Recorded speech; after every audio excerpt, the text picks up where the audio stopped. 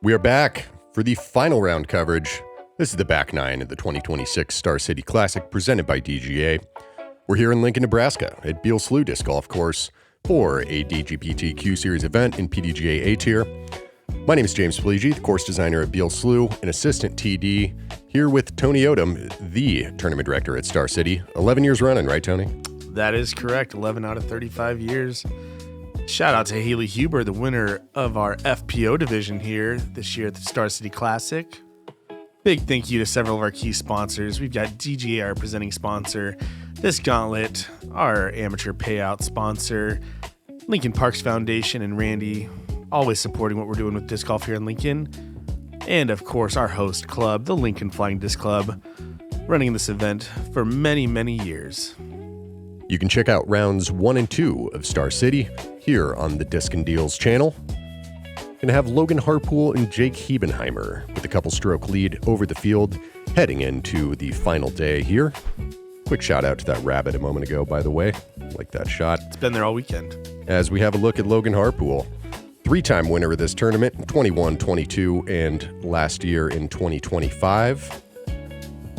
Logan maintained his one-stroke lead over Jake Hebenheimer from Jefferson City, Missouri. Jake last was here in 2022, in which he finished third place behind eventual winner Logan Harpool, and then second place John Jones. Here to charge back. TJ Reel on the card, playing for Emporia State down the road at Kansas. Two-time National Collegiate All-American. And Nolan Ramser. He's been a fixture here for the past couple rounds, staying consistent, sponsored by our friends at Discin Deals Coverage. Falling off a little bit, but hoping to make a strong showing on the back nine. Let's get back into it here on hole 10. 577 feet, a par 4. Safe landing zone that we're flying over here. OB spanning the left side of the fairway. Got to be mindful of that sumac on the right, making sure you clear that or avoid it off the tee. As we work our way up to the pin, OB on the right-hand side, deep at the basket, bunch of trees to contend with on the left side. It can be a somewhat difficult green to access, but the birdie is certainly there for the taking on 10.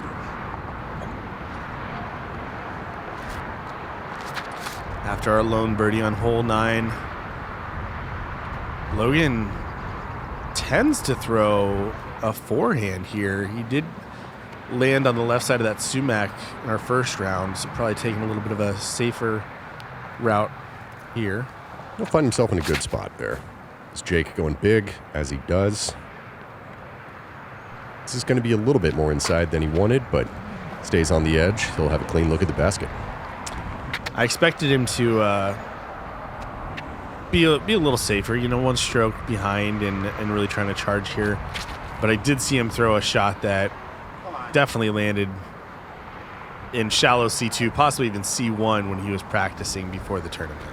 I think he'll find himself about 150 out from the basket. And being on the right side of the fairway where Jake is, that definitely opens up the green, makes that approach a bit easier.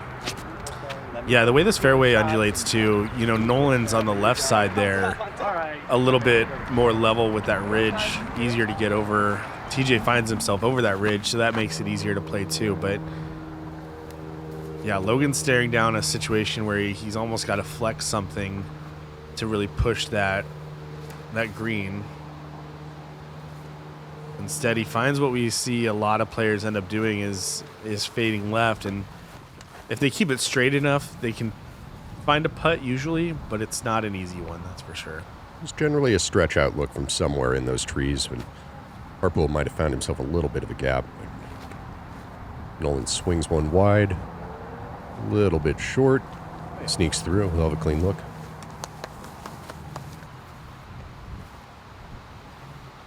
TJ being this far left has a little bit more room to push the edge, but he does saw that off and doesn't even quite get up into that wall of trees, so he's going to have to weave something through to try to get his birdie.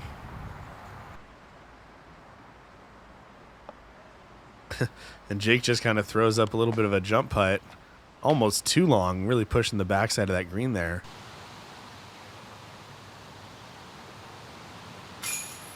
Harpool did have a clean look. Looked like almost cashed that one in.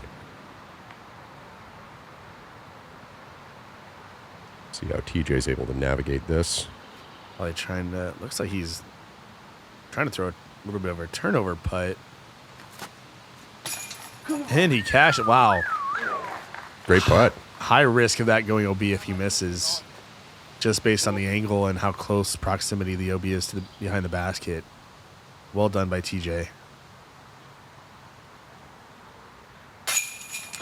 And Jake gets the stroke back on Logan.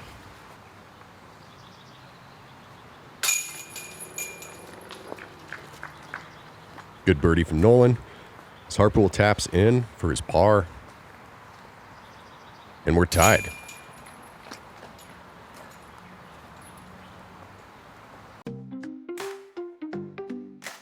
Another look at that TJ putt. Little nose up, Anheuser putt through the trees. Getting it to just sneak over that rim in the basket. Got to feel good for TJ to grab that birdie. Oh, yeah. He does feel good. Love it.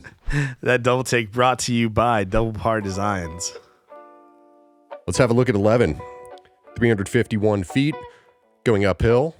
We have a Mando tree on our left. Got to pass to the right of that. The slough is going to be lurking along the right side of the hole and behind the basket. As we approach the green, you'll see the common landing area is going to be right around here.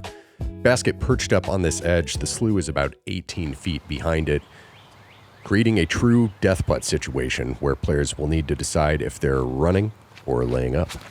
Yeah, the drone kind of stopped short of really showing the danger there. Jake's putting that in a spot. Yeah, they'll have a look. Say that's about 23 feet or so. But a decision has to be made there. For sure. I think he's going to have that tree to straddle around as well. Ooh, a kick and drifting right. But safe. Nolan, threw what I think to be is the best play to really push the green, which is throw something understable, but you got to kind of throw it on a severe hyzer flip angle. You want that late push towards the basket to kind of take away the decision of even thinking you should just lay it up. But this green is certainly treacherous, and as we saw in round one, all of our players from our feature card just laid it up. Yeah, certainly layup territory from Logan there. It trickles down the side of the slope, but should have stuck right next to the basket there for him.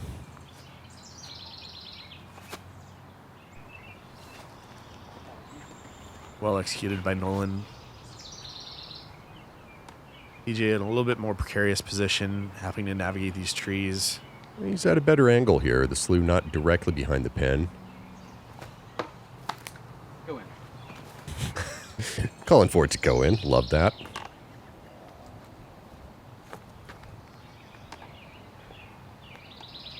You can see just right at the edge of C1.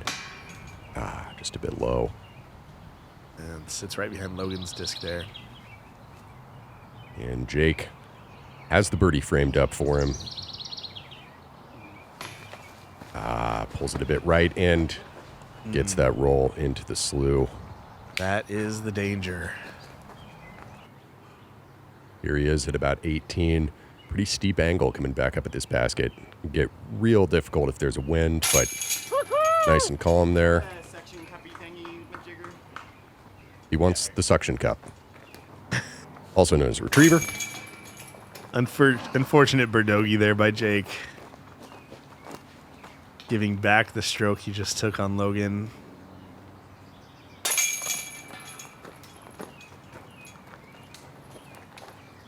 Shout out to retrievers. From all Retrievers everywhere. Saving discs here at the Slough since 2021.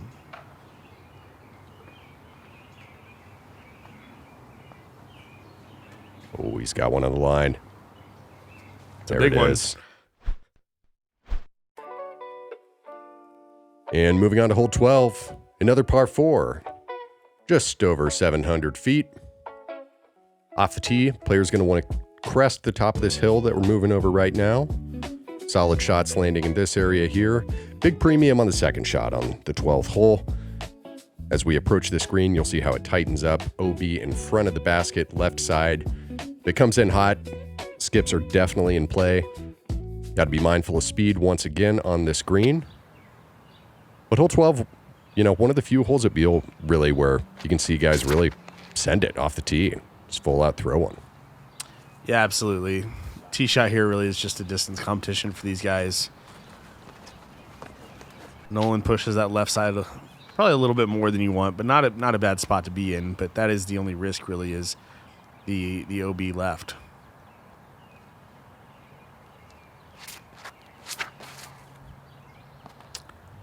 Logan getting some good flip up on his Ballista Pro here. That's going to be a great spot.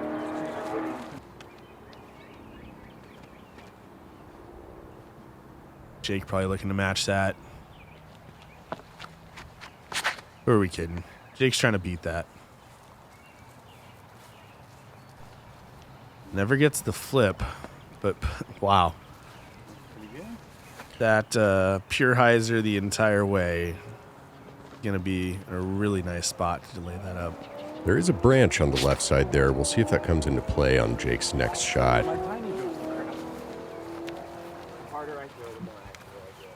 So a few of these guys kind of flirting with the left side of the fairway. There's the branch I was talking about.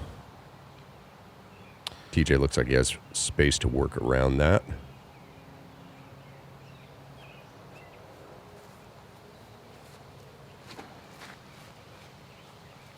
Turning too much on him. But the tree's got his back. Wow. Yeah, really interesting play there from TJ. Looks like he had plenty of room to kind of throw something straight that would fade left with a backhand shot, but chose the forehand route. Oh! Okay. Logan going for the eagle.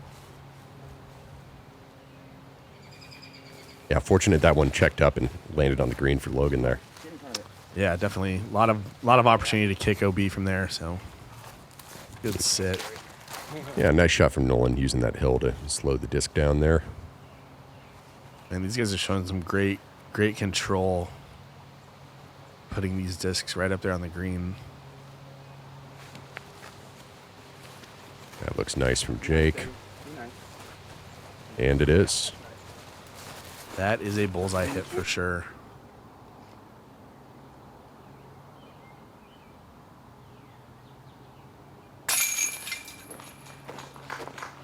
Well done by Logan with a little bit of an awkward stance there on the side hill.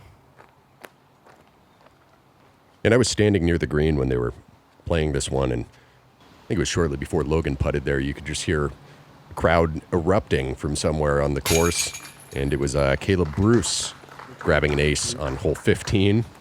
Quite the memorable ace there for him, I'm sure, 15 being one of the more picturesque holes on the course, and it's the second consecutive year that Caleb got an ace at Star City. Shout out to Caleb for his recent silver medal at a wrestling tournament as well down in Oklahoma. And shout out to these guys grabbing the star frame on 12. Love to see that. Only 19% birdies on that hole from the field. As we look at 13, 241 feet. It's an island hole. Basket perched back here in the corner. Gonna see a lot of forehands attacking this one. Just got to be mindful of that OB. Drop zone is quite punishing and almost always an automatic bogey from there.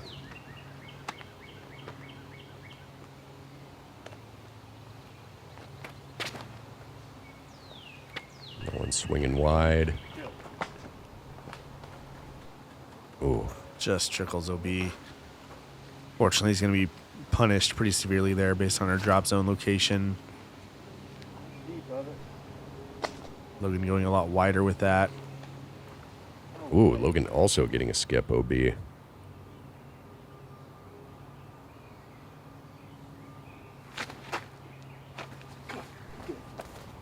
a little inside from Jake. Check up.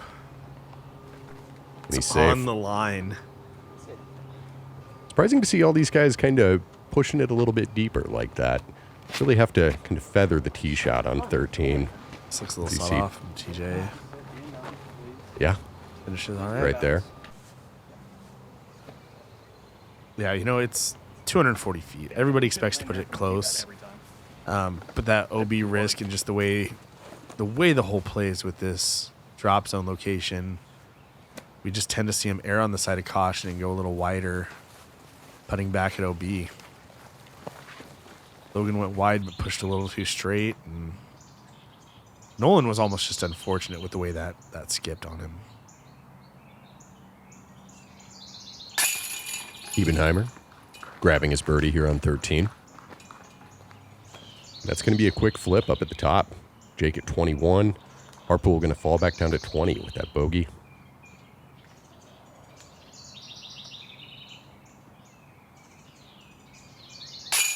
TJ Real getting in on the action. Grabbing a birdie of his own. That's 2 in a row for TJ.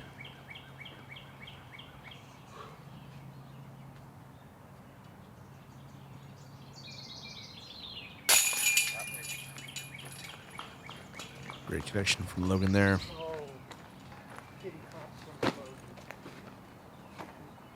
The bogey on 13 can definitely be frustrating coming down the stretch.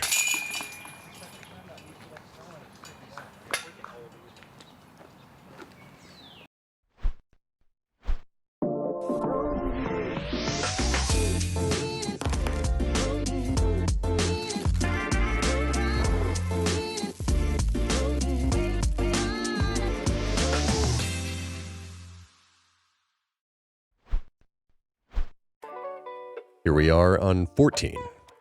320 feet, a par 3. Coming from the open through this gap, back into the woods. Slough's going to be surrounding this green, short, right, deep, left. Almost an island.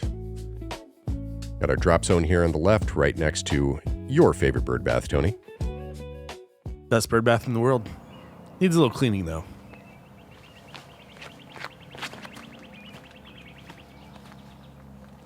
That's looking great. Thank you. Maybe. Grabs a tree. That was definitely going to check up, though. Yeah, good speed control, and that's really the name of the game on this hole.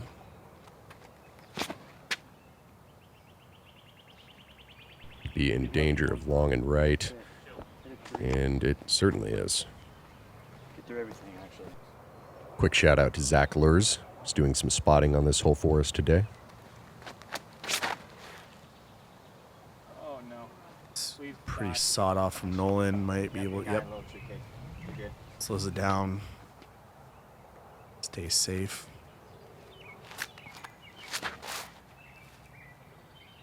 Logan pulls this right, and that Why? There we go. stays safe. Wow. Not very often you see a kick off those trees remain in bounds. Gets to work through these trees, but should be able to chip himself up there for a par. Off the rail. I think you have to call that.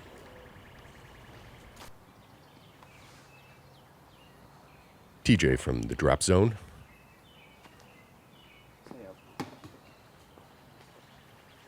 It's the koozie.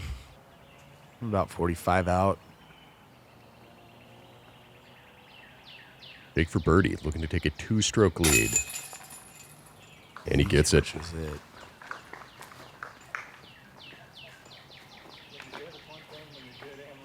Yep, it's real good. Ask Gannon. Are we trash talking Gannon Burr right now?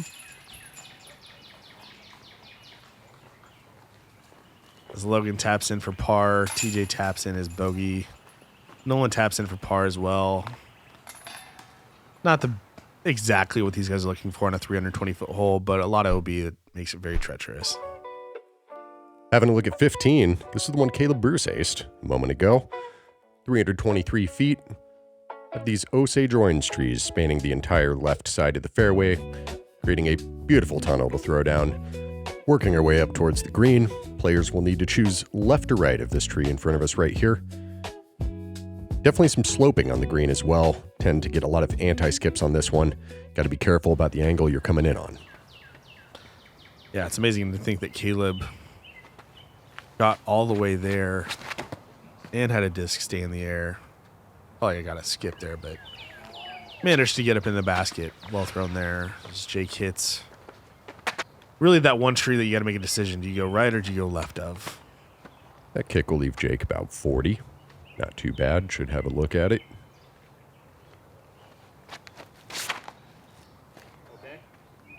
Nolan pushing a bit more right, sneaking through somehow, sailing a bit deep, but he's right there inside the circle. That's that spot where, you know, the line worked out for him, but very easily could have had the anti-skip. Pushing him right. Logan's at risk of it too here. Oh, he gets a nice flare skip right towards the basket. Oh, and it's rolling. It'll check up for him. Okay. It does widen out just past the basket, so being strong here is certainly to your benefit.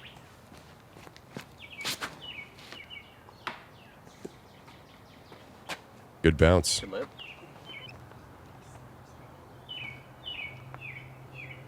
I think TJ was really trying to do what a lot of players do, which is really try to like flip something up right down the middle.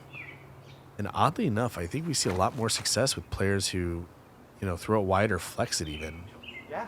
How did that stop? Great up shot by TJ there. Definitely have seen the most success on this hole. The route Harpool was taken to the right of that tree, bringing it in on a hyzer angle. Generally mitigates that anti-skip. Jake misses that deep look for birdie. Should be able to grab his par from there. As Nolan has a birdie look and just a bit low.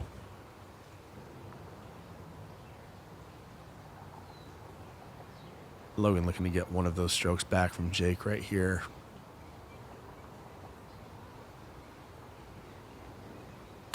And he does. Yeah. It.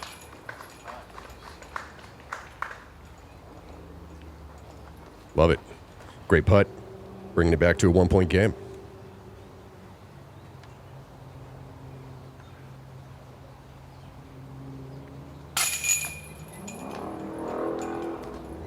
It's unfortunate for TJ. Just couldn't quite save that par after a great up shot. Jake with just a little bit of work left to do here.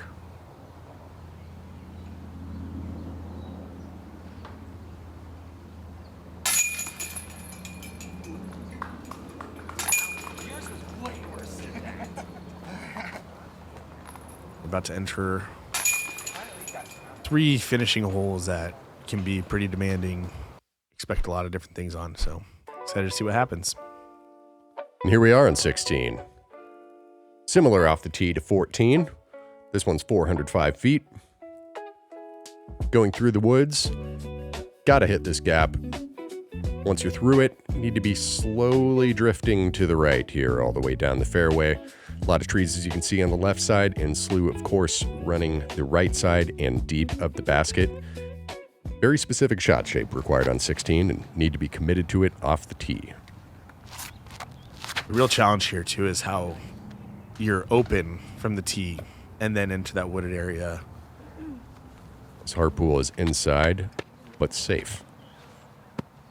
Really hard to kind of gauge where to start that throw. Jake's looking to take a lot of these trees out of the way here. And it's away. Certainly going to finish. Oh, There we go. Randy Looks like Gordon with the eyes on it. that dropped right in the middle of the fairway. We tend to see players who try to take that route, throw it really wide, and come back, but Jake just trying to keep it safe the whole way and just push down the fairway as far as he can. Stable.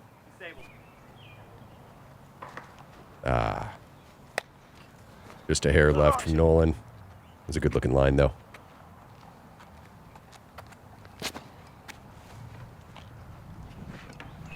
Ooh, unfortunate kick for TJ. Find himself behind that wall of trees there. Not a big fan of the forehand if you're really trying to push the basket here. It's unless you can throw something that's kind of a late flip up forehand. I think it's certainly more touchier throwing the forehand, but Seen some guys with great success with it. It's TJ progressing down the fairway. Difficult look where Logan's at. Able to swing it wide. Little deep, but checks up. It's kind of flirting with that OB line deep there.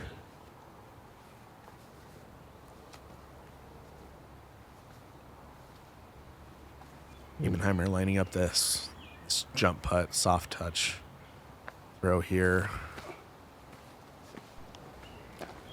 And he'll have to watch his head as he picks that disc up. Well executed from Jake. Similar play by Nolan. Comes up a little short.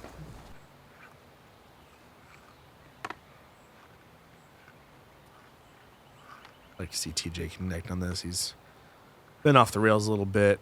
Strong player. Oh, damn it.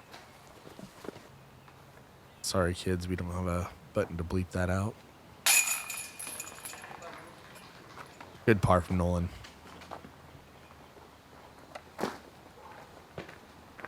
You know, in a lot of ways, this course is, it's set up to where pars, you know, don't move you forward, but they don't move you back. And I mean, I guess that's kind of the name of the game, right? But Nolan is certainly playing that right now, where he's playing some strong, steady golf, getting some birdies, a couple bogeys here too. But that par certainly doesn't hurt him. For sure. And 16 playing .67 strokes over par. Only 2% birdies on that hole on tournament weekend. Two players, Jake Shelby and Jonathan Fletcher, with those. As we look at 17, throwing slightly uphill, go to the left or the right of the tree that we just flew by. Landing somewhere up around here. More of a placement shot off the tee, really, will serve you just fine for the remainder of the hole. See guys most likely swinging forehands through this gap, maybe going up high at it as they navigate the 17th, and we look at the 16th again. There it is.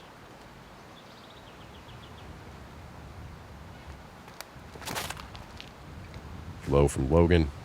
Skips. He'll be able to attack the green from there, but... Okay. We'll see if he gets it. $5 says he misses.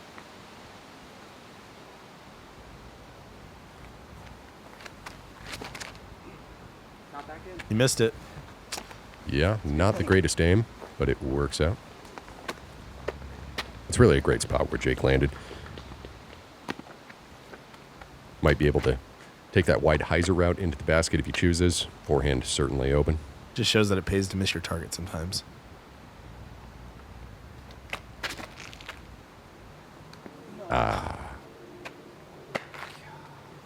Unfortunate kick off that tree from Nolan. He should have aimed for it. EJ going inside, flipping it a bit. Bites through. Stands up. Falls down. Right at the edge of the woods. That should be all right for TJ. Wow, this wind's really picked up here. And Logan was more inside than I thought he was. This is difficult. Can't really tell what angle that wind's blowing at right now, but I would have almost thought that he needs the strokes right now, and a backhand probably would have given him more opportunity to push that distance further. Yeah, just that angle he was at. Just a little pinched off there, and only so much you can do.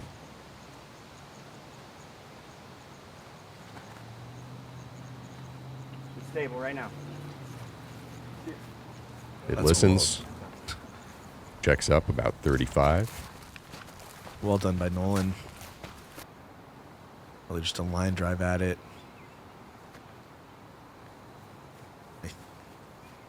I think we're pushing kind of right to left here, because I almost would have expected Jake to go hyzer, except it's pushing way too strong.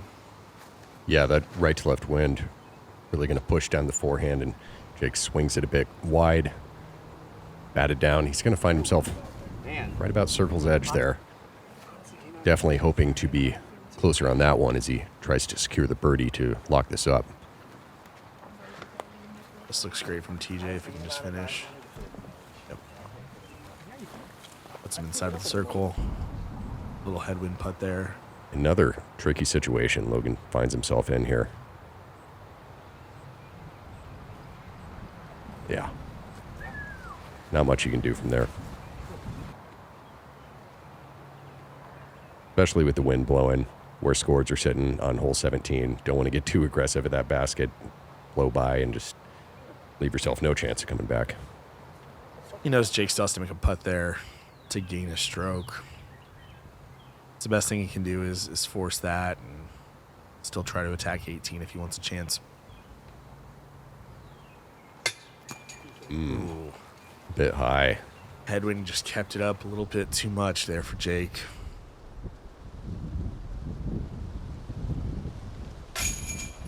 Great putt by TJ. He needed that to get back on track a little bit. Then a roller coaster back nine for him with no pars. You putting on?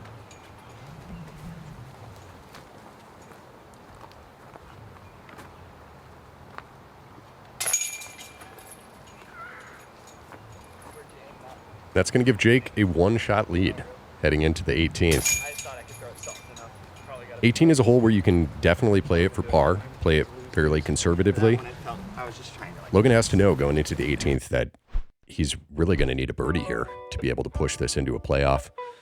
As we have a look at it, 573 feet, a par 4, lots of airspace to work with off the tee here. Ideal tee shots, just making it through these guardian trees into the wooded area. It's going to find themselves in a good landing zone to approach the green. If you're shy of those, there's a handful of small windows you can kind of poke through. A little bit more scrambly from there, but then of course we have the OB deep of the basket and also that retaining wall that we flew over a minute ago. Bunker in front of that is OB as well. As TJ is going to pump a forehand out there. That needs to check up a bit for him. All right. Yeah, TJ's throwing a pretty overstable disc, so it did come back, but I think these guys are facing a little bit of a headwind here. And Logan's been throwing this Raider that we have seen flip up on him sometimes, so he's got to be really controlled here. So he's throwing a smooth hyzer. Looks good. It's a little inside. He might have a small gap to work with. Yeah, he's certainly going to have to be aggressive and shape something here to put some pressure on Jake, and we'll see where Jake puts this too, you know? Is he going to get further than Logan and put the pressure on, or is he playing conservative for that par? Very wide. Oh, that does flip over on him too. Puts him way back from the entrance into that wooded area.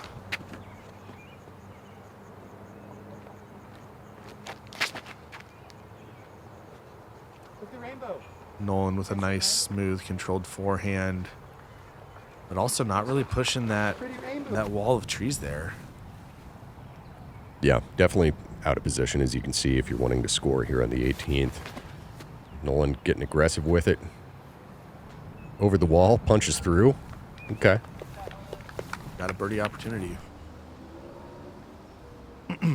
Wow, Jake's so far back, he's looking at it over the top shot.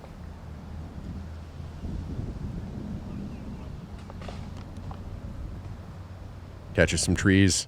Going to drop about circle's edge. You know, I was really surprised to see him throw that shot, Tony. I mean, there's definitely landing space up around the basket, and obviously Jake knows his game, feels comfortable executing that shot, but you have to think that that just brings some more risk into things, especially when Harpool is, you know, kind of right there with you battling on the 18th.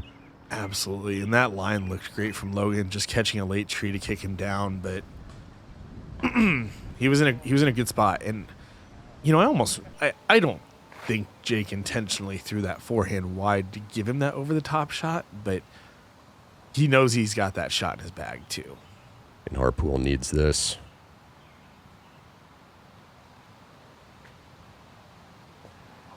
Just the wind just kept it out right on him. Good height. So you'll see Jake checking scores, knowing he has this one locked up. And a sigh of relief. Great battle from those two guys coming down the stretch here. You love to see that in the final day of a tournament. You really think it took him that long to... Did they not know they were one stroke apart heading into the final hole? I don't know. I'm sure Logan knew, because Logan was attacking. So Logan knew something. Yeah. Jake probably knew too, just getting that reassurance there. Tossing that upside down putter right up to the pin where he'll be tapping it in.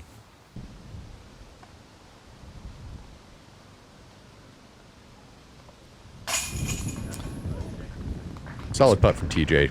Close it out. Finish up his tournament. Not the round he wanted to close out here, but Still a strong showing here at the 2026 Star City Classic. as Logan grabs his par.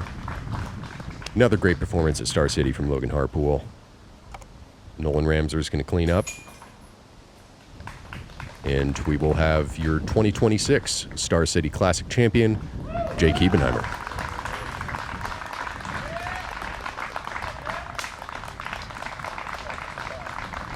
Logan and Jake, good friends, going back quite a ways. Jake Hebenheimer!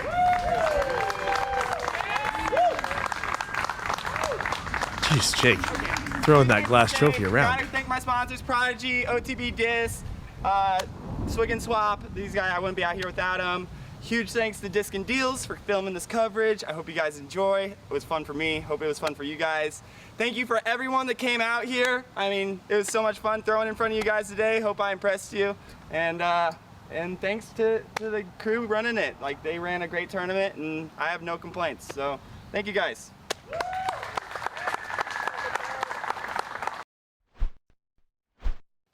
Hey everyone, I am here with the 2026 MPO Star City Classic champion, Jake from Snake Farm, Hebenheimer. Love that. Thank you. All right, Jake, so tell us a little bit about the round. It was hot, it was humid. Yeah. Walk us through the early stages of this round and how you're feeling. Well, early stages of the round, Logan took early birdie on hole one, and from that point on, me and Logan were battling almost the entire round, going blow for blow. I was up, he was up, and it was just a lot of fun in that aspect. It was super muggy out there. The wind was helping keeping some things dry and keeping us cool a little bit, but I had a really good routine of chalk bag and just making sure I'm doing the same thing every single hole, every single time, using the chalk bag, making sure my grip's good, because that's the most important thing. And yeah, we had a lot of fun out there. Found a snake. It's about that point, that's probably when I knew I was going to win. Just good luck charm. Every time I find a snake on the course, it's always a good time. And so that kept me in good spirits. And me and Logan just had fun the entire time. We're giving each other crap and just being friendly and just enjoying the battle. So. Yeah, it was fun on the card for sure. Mhm. And you were known for, doing some crazy lines. There was on 16 over the top, on 18 over the top, just crazy lines that most people aren't throwing. Do you practice these things, or like Constantly. it's okay? Yeah. Yeah, like a lot of my practice, even just in general, isn't very useful because I'm throwing shots that I would never throw in a tournament. And I like to have fun. Disc golf's fun to me. And I'm going to try to keep it that way for as long as I possibly can. And throwing those type of shots is why I play this game. Yeah, so. and I love it. And so any discs you want to shout out that kind of were your staples on the round? Definitely. If you guys saw that blue teal disc that I was throwing all day, that is my Tour Series D1. Make sure you guys go grab one. It's a 500 Spectrum Tour Series D1, and they absolutely bomb. And yeah, thank you, Prodigy. And make sure you go to prodigydisc.com if you want to support me on the road. Gas is like $5 a gallon these days, so everything helps. Believe me, we're traveling too. It is wild. 409 here, and I was like, come to Kansas, bro. It's a lot cheaper. Yeah. So tell me this last question. Talk me down the stretch. You had a lead. Yeah. Logan brought it to within one. Yep. And then walk me through some of those final holes. Yeah. So Logan threw a fantastic drive on 15 and made his 30-footer to bring it within one. And then hole 16 is probably the hardest hole in the entire course. And Logan has to go up the middle, but I am lucky enough that I can just throw it over the top and have like a 100-foot up shot and not really have to worry. Still difficult, still got to make sure I throw it high enough. And the the consequences for throwing a bad shot on my line are a lot worse than the consequences for throwing a bad shot down the middle. As you can see with Logan, he kind of, got lucky or whatever, didn't go out of bounds in that hole, kept it alive, threw a good up shot, kept it within one.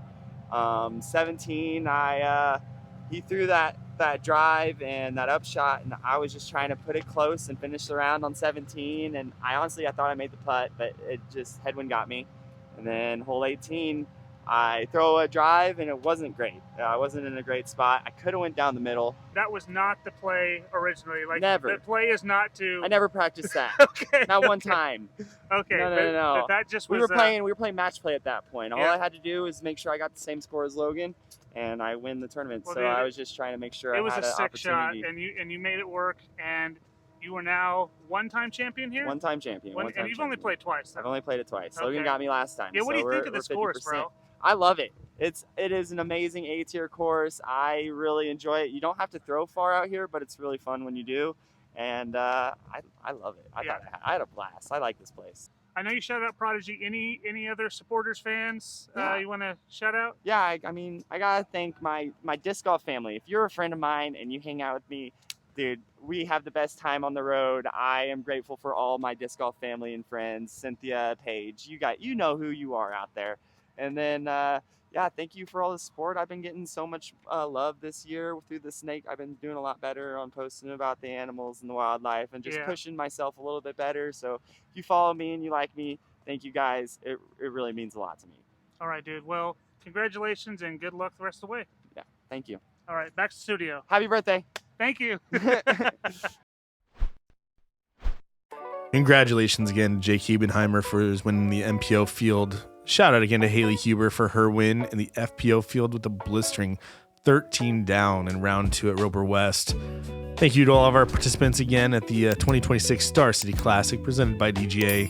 We appreciate the continued support of what we're doing here with Disc Golf in Lincoln, Nebraska.